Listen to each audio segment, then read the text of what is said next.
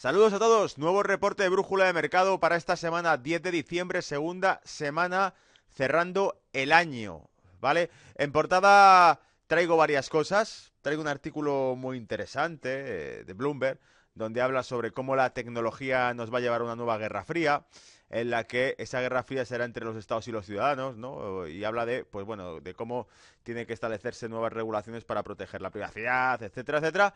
Lo cual me ha parecido muy curioso viendo los tiempos que corren, ¿vale? También traigo una foto de Xi Jinping, del presidente de China enfadado, porque sencillamente el caso Huawei está llevando a que China tome en consideración que esto es una violación de los derechos de un ciudadano chino y que creo que puede salpicar o relacionarse con la guerra comercial en algún punto.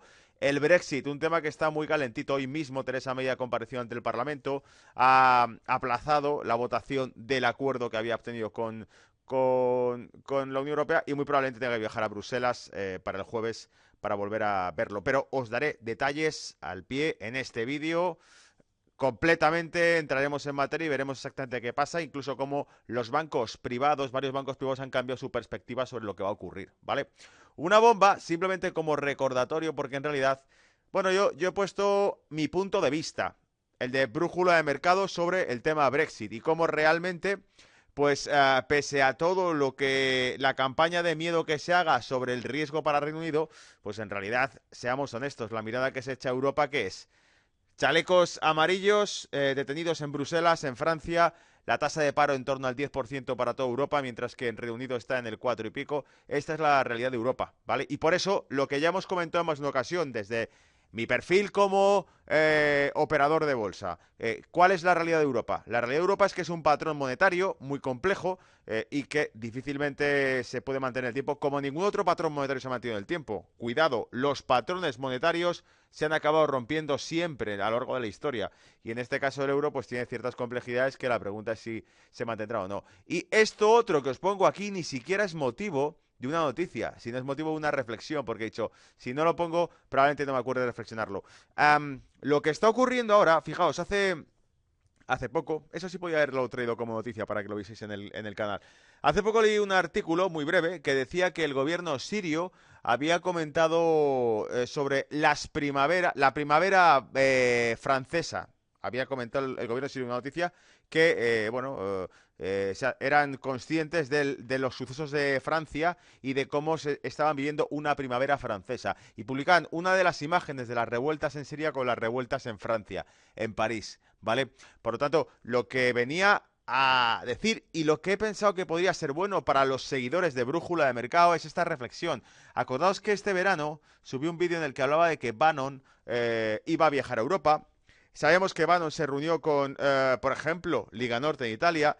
Creo que no será casualidad el movimiento Vox en España también que se vea reforzado. Estamos viendo el contraataque a los movimientos ideológicos que ha financiado George Soros, no de ahora, sino de años en Europa, ¿vale? ONGs, Open Society, os recuerdo, Nigel Farage, el polémico diputado europarlamentario británico, dijo que por qué no se investigaba esto, que por qué no se investigaba la colusión de Open Society con parlamentarios europeos y que se reunían en privado con este señor, ¿vale? Incluido Pedro Sánchez, incluido más gente. Entonces, la visión de Bannon, recordad que cuando fue echado de la administración de Donald Trump dijo que por fin tenía las manos libres para combatir a los enemigos de Donald Trump como se merecían. Y en este caso, sospecho, y dejo aquí esta invitación para que se reflexione en Brújula de Mercado, que eso tiene que ser un espacio para ir más allá de lo que la tele te cuenta, ¿no? En el que pienso que realmente esos movimientos, esos cambios políticos que hay en Europa tengan algo que ver con esto. Incluso quién sabe si detrás de los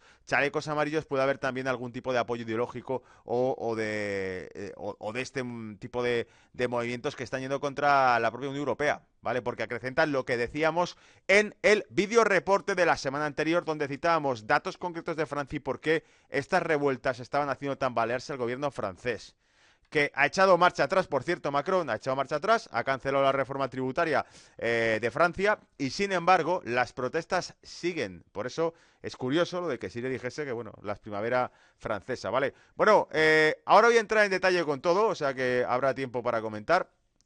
Y por supuesto, si eres nuevo a este canal, te invito a que te suscribas, más de 4.200 ya. Y creo que, y quiero sobre todo, que la cifra siga subiendo para que podamos tener cada vez más contenido aquí, dedicarle cada vez más tiempo a esto, porque merezca la pena y porque lo vayáis pidiendo a aquellos que os gusta este contenido y este material, ¿vale? Claves de mercado para esta semana.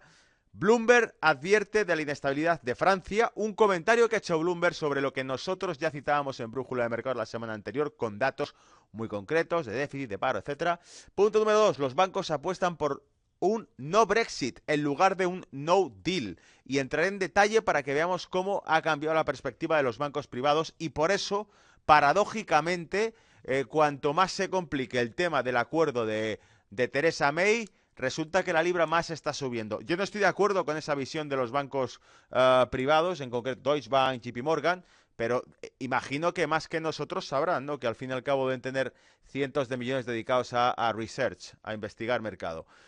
Punto número 3, Brexit, matriz de escenarios de Barclays. Bueno, pues he traído un micro resumen que sacaba Hedge, donde resumía el departamento de análisis de Barclays los diferentes escenarios y qué ocurriría con la renta fija, con la renta variable, con la divisa, en el escenario general, ¿vale?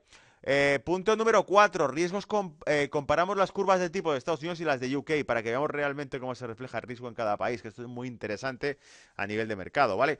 Punto número 5, el caso Huawei salpica la guerra comercial y veremos las declaraciones del ministro de Exteriores de China al respecto y cómo amenazó a Canadá, ¿vale?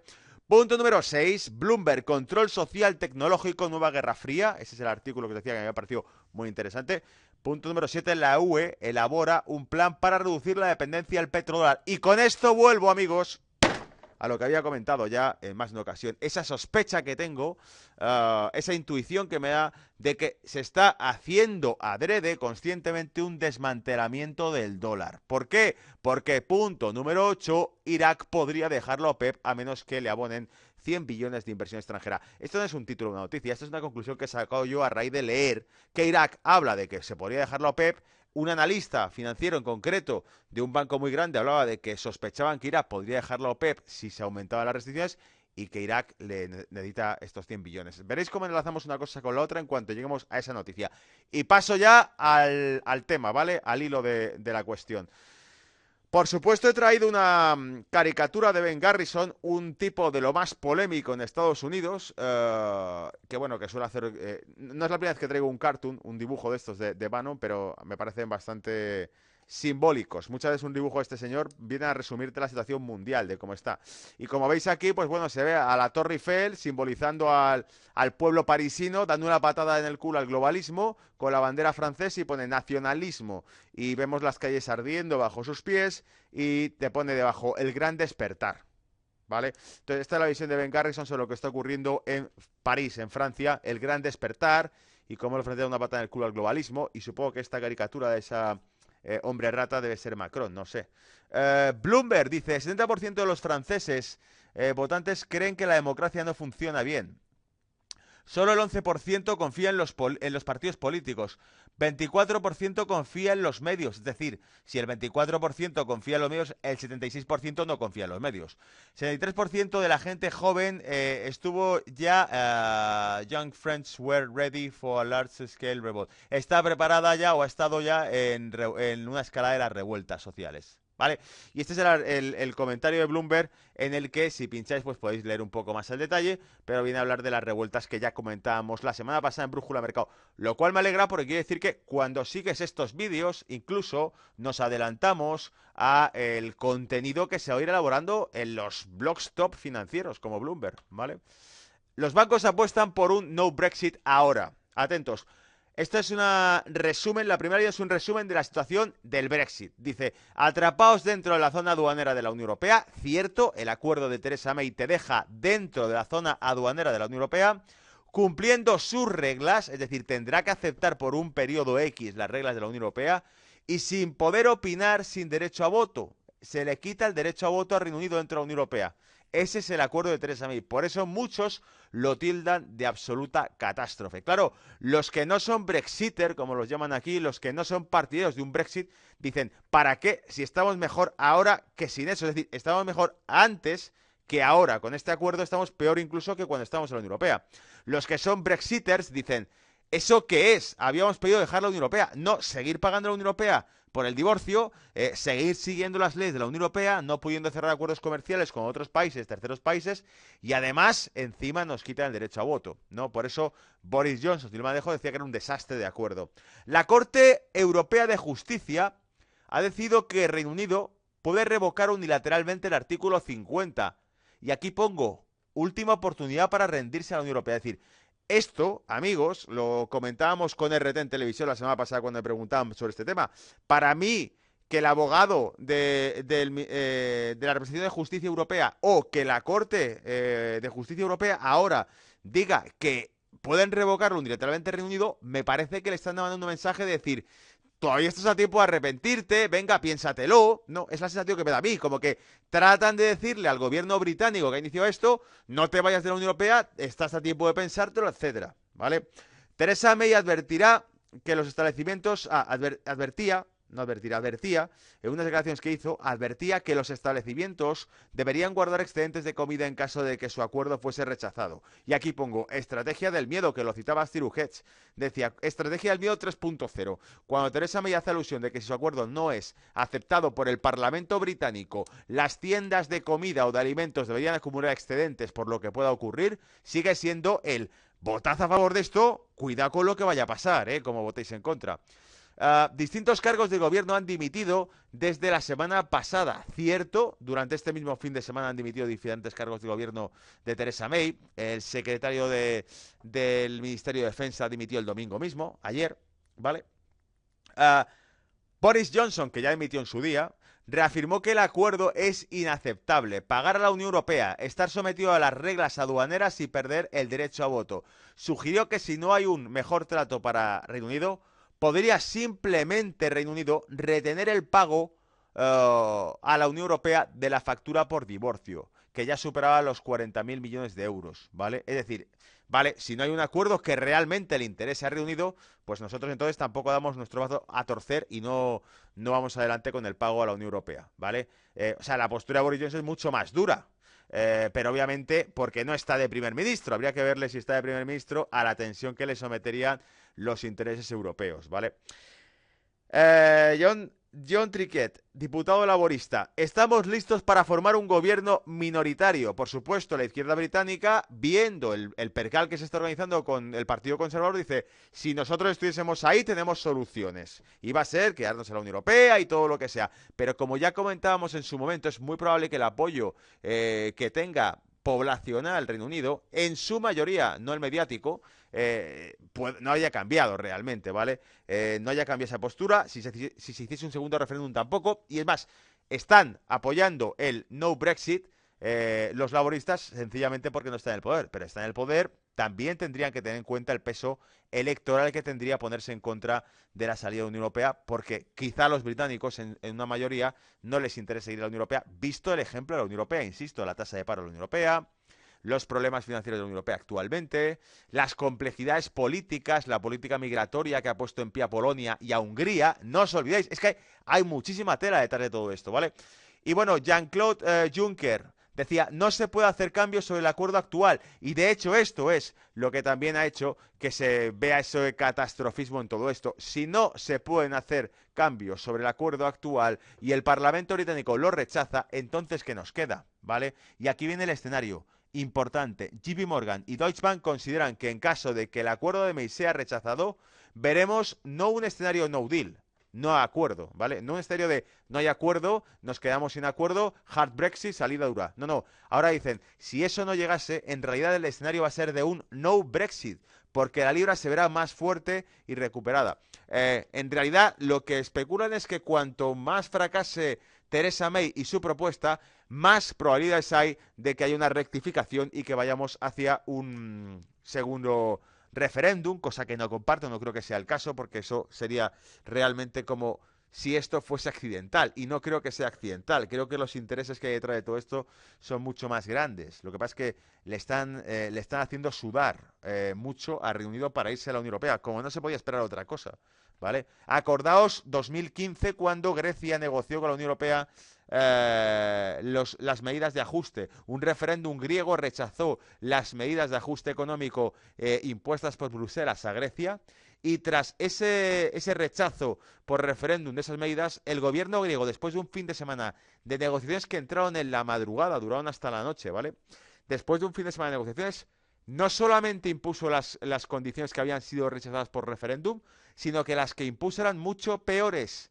En parte, la cesión de patrimonio público griego de unos 50.000 millones de euros de patrimonio público griego a gestoras privadas como garantía o colateral de la deuda griega. Ahí es nada, alucinante, ¿vale? O sea que imagínate a qué le someterán a estos líderes cuando hablan de dejar la Unión Europea. Bien, y otro punto, el miedo compartido en el Parlamento británico es sobre la frontera de Irlanda del Norte. La Unión Europea juega la carta sucia del secesionismo contra Reino Unido. Este comentario lo he añadido aquí porque es otro punto más que hemos resaltado cuando hemos hablado del Brexit. Cuando la Unión Europea ha hablado del Brexit, ha hecho determinados guiños peligrosos y muy sucios contra la integridad territorial de un Estado. ¿Vale? Es como si mañana España o un nuevo gobierno de España rechazase parte de las medidas, como ha hecho Italia, parte de las medidas que nos está dando Bruselas sobre gestión, dijesen, vamos a gestionar España de una manera diferente a la que nos está diciendo Bruselas. Vamos a crear más estímulo económico, reducción de impuestos o cualquier otra medida. Si ese programa político de un partido X que llegase al gobierno de España rechazase las medidas de Bruselas, rechazase incluso las medidas migratorias, las cuotas migratorias, de alguna forma, la presión caería sobre ese partido, incluido, imaginaos, como le ha ocurrido al Reino Unido, que la Unión Europea diga que en caso de que, por ejemplo, España no siga las pautas de la Unión Europea y acabe fuera de la Unión Europea, bueno, la Unión Europea podría aceptar que alguna región española, como pudiese ser Cataluña, sea reconocida como Estado europeo si deja a España. Que es lo que han dicho sobre Irlanda del Norte, sobre Escocia, que podrían llegar a ser considerados países europeos, miembros de la Unión Europea, si dejan Reino Unido. Esa es el ataque o el golpe bajo que dan a Reino Unido, y por eso el acuerdo de Theresa May tiene su pilar fundamental en que trata a Reino Unido en toda su integridad territorial, y es por ello por lo que Theresa May dice, esto es bueno. ¿Por qué? Porque me han prometido que no van a tirar de Irlanda del Norte ni de Escocia si nos vamos, ¿vale? Bueno, esto es un poco el resumen de lo que habíamos visto. Aquí está el escenario de Barclays, ¿vale? En el que en esta matriz nos dice, pues fijaos, voy a sacar el rotulador y vemos un poquito todo, pero en realidad dice, bueno, en caso de que el acuerdo sea aprobado, dice, el bono a 10 años retornaría al 1,516, se reduce el riesgo, el Producto Interior Bruto de Reino Unido aumentaría una apreciación del 2%, el mercado equity friendly, el escenario mayor posible, el que se prevé en las bolsas británicas sería positivo. Bancos, constructoras, house builders, GDP rally. Subirían los bancos, las constructoras, la libra, ¿vale? Y dice, en caso de que fuese rechazado, si es rechazado por una minoría, el bono a 10 años modestamente aumentaría entre 5 y 10 puntos básicos, se apreciará la libra de un 0 a un 0,75%, y base case for equities, en el caso de la renta variable de la bolsa británica, Banks y Householder Rally en torno a un 5%, en caso de que una minoría rechazase el acuerdo, ¿vale? Si el acuerdo está intermedio entre 25 y 75 votos de rechazo, aquí tendríamos el último impacto de mercado teníamos por aquí, vale, volatilidad en el cable, que es la libra dólar, volvería al 1,20, ¿vale? Move lower toward 1,20. 1,20 es prácticamente, porque se idea, la zona mínima que vimos tras la votación del Brexit sorpresiva, la que nadie se esperaba, ¿vale? Bueno, por supuesto, tenemos también el escenario que los bancos caerían un 2%, la contracción de la construcción del 2 al 5%, y en caso, decíamos que rechazo de una mayoría, de la amplia mayoría, en este caso veríamos decrecer el mercado de renta variable británico, la libra caería el mercado americano, mercado británico, depressed levels, depresión, recesión, caídas en la bolsa británica, los bancos de en torno a un 5 o un 10% de caída, las construcciones por debajo un 10% de contracción, ¿vale? Por lo tanto, este es el escenario y cómo golpearía tanto al bono británico, 10 años, ¿vale? La confianza del crediticia que se le ha reunido como Estado, y las bolsas al sector bancario, al sector de la de construcción y a la propia libra, a la moneda británica, ¿vale? Un resumen que creo que bastante amplio. Una matriz, un diagrama que nos da, pues, también otros escenarios posibles con los que se especula ahora mismo. Si es aceptado el acuerdo de Theresa May, bueno, pues el Brexit tal como está planeado, que ya sabemos cuál es, porque está publicado por ahí su acuerdo, que sería muy suave y paulatinamente siguiendo las órdenes de la Unión Europea. Si es rechazado, caos, elecciones generales, volver a sacarlo al Parlamento, una nueva sugerencia, el voto de confianza contra Theresa May, que es del propio Partido Conservador que podría destituirla, ¿vale? O un impeachment que se hiciese contra ella por parte del Parlamento.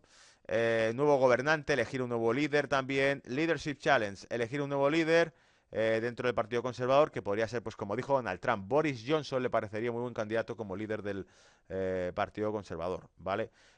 Y un segundo referéndum también entre todos los escenarios, por lo que vemos aquí los más importantes o los que son más duros, o sea, el más clave serían elecciones generales, sería un cambio en el liderazgo del Partido Conservador o un segundo referéndum, ¿vale? Yo no creo que en todo caso esto podría ocurrir, utilizan a Theresa May como cabeza de turco y luego la quitan de en medio, ¿vale? Una vez que se ha aprobado todo. Pero no creo que sea el caso, insisto. Bien, ¿y qué más? Aquí está la curva de tipos. Fijaos cómo realmente el riesgo queda reflejado en los bonos británicos, cómo se van incrementando y van saltando, pero en realidad todavía lo tenemos, tienen algo de lógica, porque de 2 años a 20, 25 años el bono, vemos que se multiplica prácticamente por 3 la tasa de rendimiento, ¿vale? Que aquí está pues en torno al 0,5 en el bono a 2 años y aquí pasa a estar casi en el 2, ¿vale?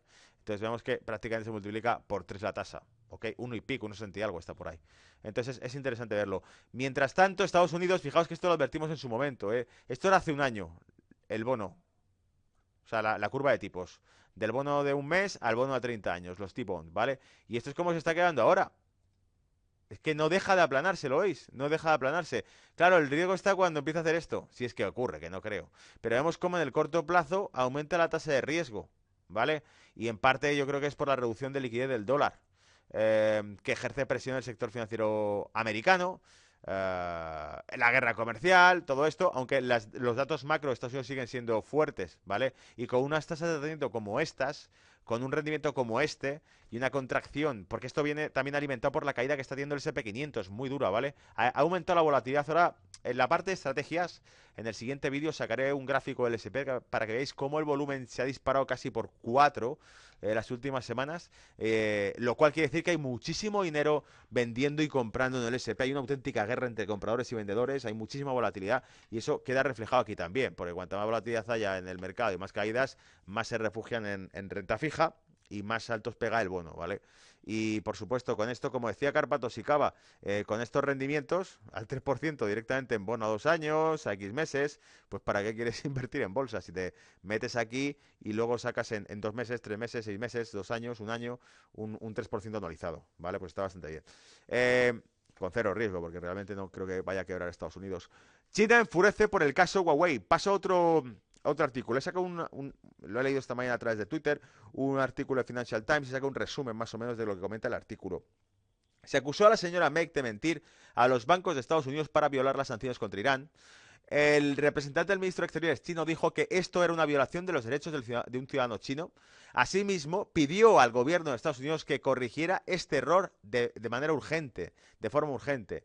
Y también señaló que de no producirse la liberación inmediata de Meng, de la señora Meng, que es la CFO de Huawei, si no se producía de manera inmediata su liberación, cargaría Canadá con toda la responsabilidad. La administración de Trump cree, y no es de ahora, esto ya de antes, la administración de Trump cree que Huawei supone una amenaza para la seguridad nacional y está vinculado a parte del ejército chino, a militares chinos, ¿vale?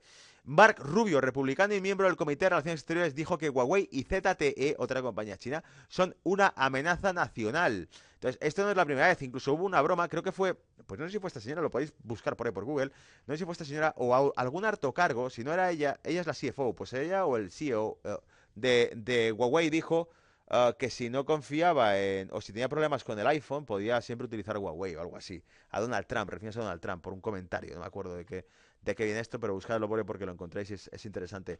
Y el artículo de Bloomberg, que viene en parte relacionado con esto de Huawei, porque en realidad no dejamos de hablar de tecnología. Fijaos lo que dice Bloomberg.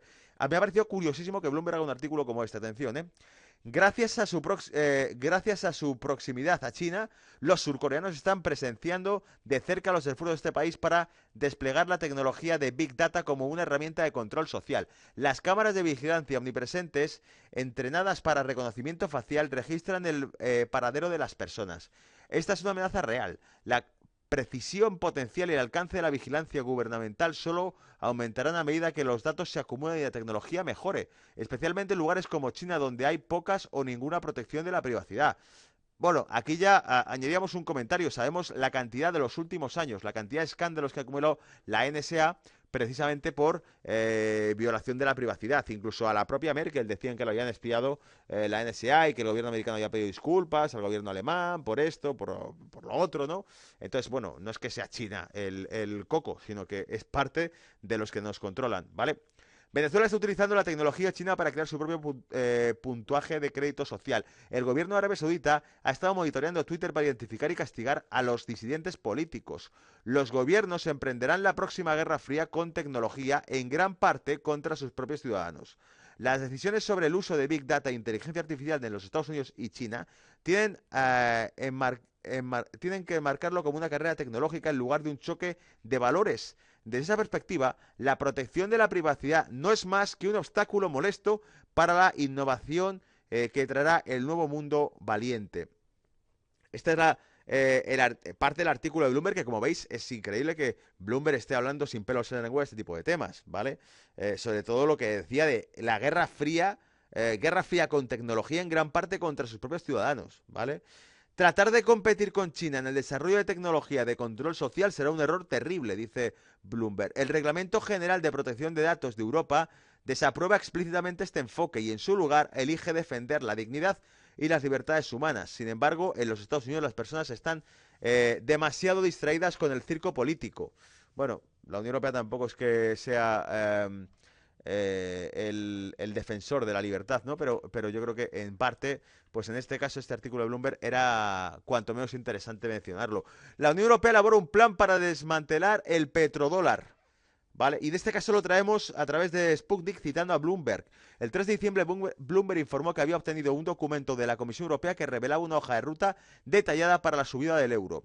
Varios estados han tomado el curso de la desdolarización en un intento por disminuir la dependencia del dólar y su influencia en el sector de la energía, principalmente en transacciones con Irán. Cuando Washington impone sanciones, otros actores enfrentan una dura elección: o terminar las relaciones comerciales con el Estado bajo restricciones, o ser expulsados del sistema financiero global. La razón de ello es la política de Trump American First, que ha subyugado la necesidad de promover un papel internacional más fuerte para el euro e impulsar la soberanía económica del bloque. En el actual concurso de incertidumbres, conflictos comerciales, sanciones extraterritoriales de los Estados Unidos, las participantes del mercado buscan una alternativa, dijo el comisario de Asuntos Económicos de la Unión Europea, Pierre Moscovici. El vicepresidente de la Comisión, Valdis Dombrovskis, a su vez, dijo el miércoles que la moneda única, el euro, deberá reflejar el peso político, económico y financiero de la eurozona. Más del 80% de las importaciones de energía de la Unión Europea se tasan utilizando el dólar. Por lo tanto, Bruselas quiere que los capitales de la Unión Europea garanticen que los acuerdos sellados en el marco de acuerdos intergubernamentales de energía estén denominados en euros. Estos son los esfuerzos de Europa para salvar el acuerdo nuclear con Irán y asegurarse de que sus compañías, pueden continuar haciendo negocios con el país sin enfrentar restricciones secundarias por parte de los Estados Unidos, que se retiró de él unilateralmente, ¿vale? Bueno, pues en resumen lo que vemos es que la Unión Europea, junto con algo que ya anunciaba, por ejemplo, China hace bastante tiempo, Rusia hace bastante tiempo, en general los BRICS, porque la India también ha establecido acuerdos de comercio con Rusia y con China en monedas secundarias, no en dólares. Todos quieren ir desvinculándose de esto. Y yo decía que en realidad La sospecha es que hay un desmantelamiento del dólar planificado. La Unión Europea no se va a desvincular del dólar y de Estados Unidos si Estados Unidos no quiere. Eso está haciendo de manera planificada porque para poder, en mi opinión, para poder desarrollar una economía fuerte a nivel interno de Estados Unidos le hace falta que su dólar no esté en manos extranjeras, sino que puedan controlarlo como divisa para equilibrar la balanza comercial, la balanza de pagos también, ¿vale? Y ese creo que es el punto clave de todo esto. Y bueno, otra noticia más antes de terminar. Siguiendo los pasos de Qatar, Irak podría ser el próximo país en abandonar a la OPEP.